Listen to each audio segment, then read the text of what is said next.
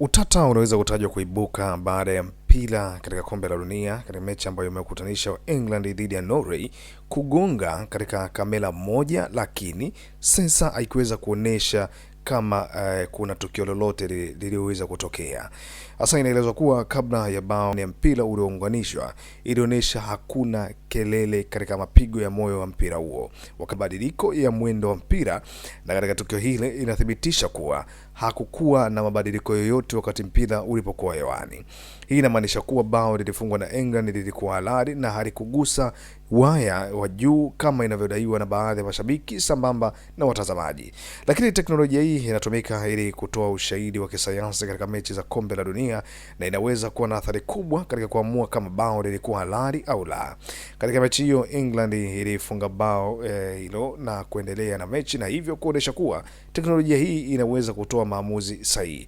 Ijapokuwa mashabiki wa soka duniani wengine wamefurahishwa na teknolojia hii na wengine wanaenda kuionelea kama hatua muhimu katika kuimarisha haki katika mechi za soka. Hata hivyo, baadhi ya wataalamu wanaonya kuwa teknolojia hii inahitaji kuboreshwa zaidi ili kuepuka makosa katika siku zijazo. Moja ya tukio kubwa ambalo linatajwa ni baada ya mpira kupigwa juu na golikipa,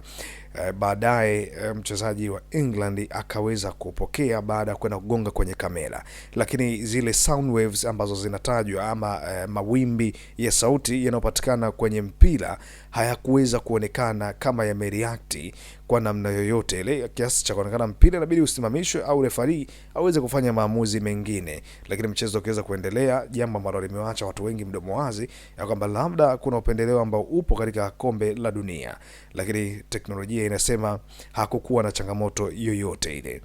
Teknolojia ya mpira uliounganishwa inaweza kuwa na athari kubwa zaidi, inatajwa hivyo katika soka la kimataifa, na inaweza kubadilisha jinsi mechi zinavyochezwa, huku FIFA inaendelea